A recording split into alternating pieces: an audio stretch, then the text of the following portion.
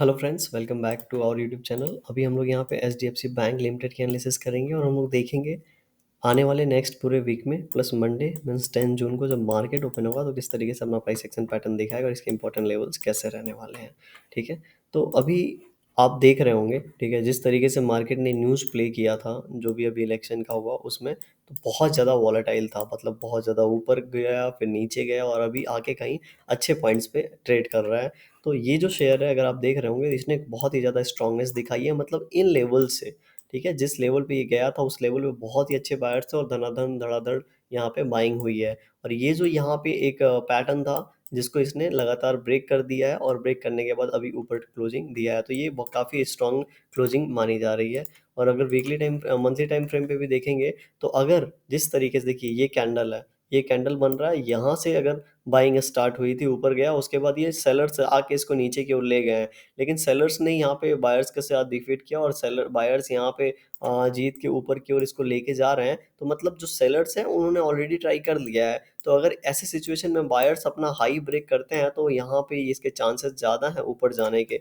उसी तरीके से अगर ये कैंडल का जो हाई है 1599, मतलब 1600 का जो लेवल है, अगर ये ब्रेक करता है तो चांसेस आर कि ये 1700 के आसपास चला जाएगा। कितना? 1700 के आसपास। और जो 1700 का लेवल है ये मल्टीपल टाइम रीटेस्टेड लेवल है मंथली टाइम फ्रेम पे। ठीक है, चूंकि ये यहाँ पे यू टाइप सेक्शन बना के आ रहा हुआ तो यहाँ पे हम लोग को थोड़ा सा हॉल्ट देखने को मिल सकता है। अब ये हॉल्ट इस कैंडल में भी देखने को मिल सकता है या नेक्स्ट कैंडल में भी देखने को मिल सकता है। लेकिन अगर ये अपना हाई ब्रेक करता है तो हो सकता है ये इन लेवल्स को जाके रीटेस्ट करे ऊपर के लेवल को और क्लोजिंग नीचे दे दे, ऐसा सिचुएशन मिल सकता है। समझ रहे हैं? तो यहाँ पे अब हम लोग वीकली टाइम फ्रेम पे चलते हैं। अब वीकली टाइम फ्रेम पे भी देखेंगे तो मंथली टाइम जैसा ही यहाँ पे कैंडल बना हुआ है तो सेम उसी वे में। ठीक है, अब यहाँ पे हम लोग अगर इसका हाई है 1600 पे, अगर इसकी ब्रेकआउट की बात करते हैं तो ये बात हमारे दिमाग से नहीं निकलनी चाहिए कि ये किस लेवल से आ रहा है। 1450 के लेवल से आ रहा है और अराउंड 1600 के आसपास जाएगा, तो 150 पॉइंट यहाँ पे मोमेंटम कर चुका है। ठीक है, 1500 के आसपास का शेयर 150 पॉइंट यहाँ पे मोमेंटम कर चुका है। मतलब क्या हो गया? 10% जैसा ऑलरेडी ये इस पॉइंट से मोमेंटम कर चुका है। ठीक है, 10 से ज़्यादा परसेंटेज हो जाएंगे तो अप्रॉक्स हम लोग बात कर लेते हैं, 10% जैसा ऑलरेडी यहाँ पे मोमेंटम कर चुका होगा।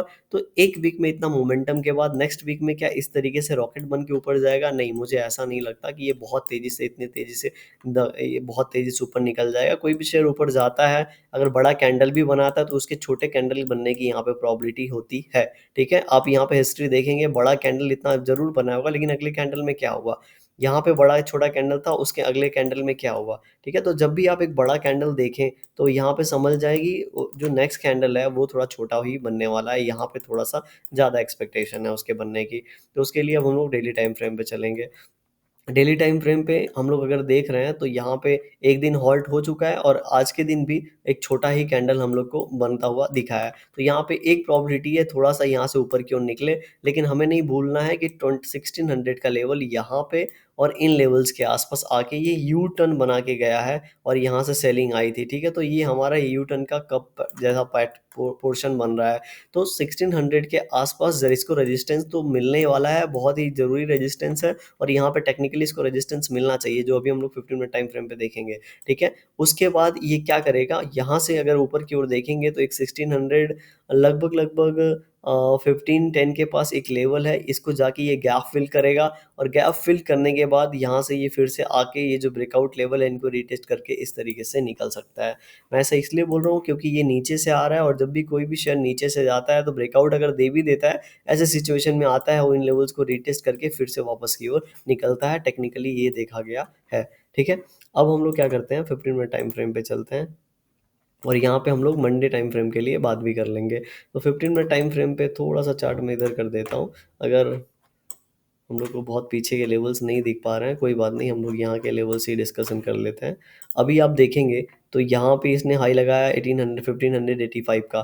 तो 1585 का लेवल इंपॉर्टेंट है, अगर ये ब्रेक होगा तो हम लोग को लगभग लगभग 1600 का लेवल इसे दिखा देना चाहिए। एंड ये लेवल दिखाने के बाद ये जो सिचुएशन यहाँ बनी है, हो सकता है इसको थोड़ा सा ब्रेक करके यहाँ बनने लगे या फिर थोड़ा इसके पहले ही टच करके यहाँ पे बनने लगे, ऐसा सिचुएशन हो सकता है। तो 3-4 कैंडल बनने के बाद, 4 कैंडल बनने के बाद अगर ये फिर से, अगर इनसे नीचे या इसके पास पास बनता है, अगर बनने के बाद ऊपर की ओर जाता है तो हम लोग 1620 तक तक 15 तक का एक टारगेट देख सकते हैं। नीचे की बात करेंगे तो इस जस्ट लेवल के नीचे की बात नहीं करूँगा मैं, क्योंकि ये एक सपोर्ट का, ये यहाँ से गया, ठीक है, होल्ड करने के बाद यहाँ पे होल्ड किया, तो ये पूरा का पूरा सपोर्ट जोन है। जब तक ये ब्रेक नहीं हो जाता तब तक नीचे की ओर बड़ा मोमेंटम नहीं होगा। इसीलिए अगर नीचे की ओर अगर यहाँ पे हमको मोमेंटम देखना है तो 1550 का अगर ब्रेकडाउन होता है किसी भी सिचुएशन में, इसी लेवल से आके ब्रेकडाउन होता है तो ब्रेक नहीं कर पाएगा, ये ऊपर चला जाएगा एंड उसके बाद अगेन कोशिश करेगा। लेकिन अगर यहाँ आके क्लोजिंग यहाँ पे दे देता है, उसके बाद अगर कभी ब्रेकडाउन होता है तो हम लोग को नीचे की ओर 1530 एंड उसके बाद लगभग लगभग 1520 तक का लेवल देखने को मिल सकता है। तो इस तरीके से मंडे को और पूरे वीक में एचडीएफसी बैंक अपना प्राइस एक्शन पैटर्न दिखा सकता है। वीडियो कैसी लगी कमेंट सेक्शन में बताइएगा, पसंद आ रही हो तो लाइक कर सकते हैं, चैनल पर नए होंगे सब्सक्राइब कर सकते हैं। Thank you for watching this video.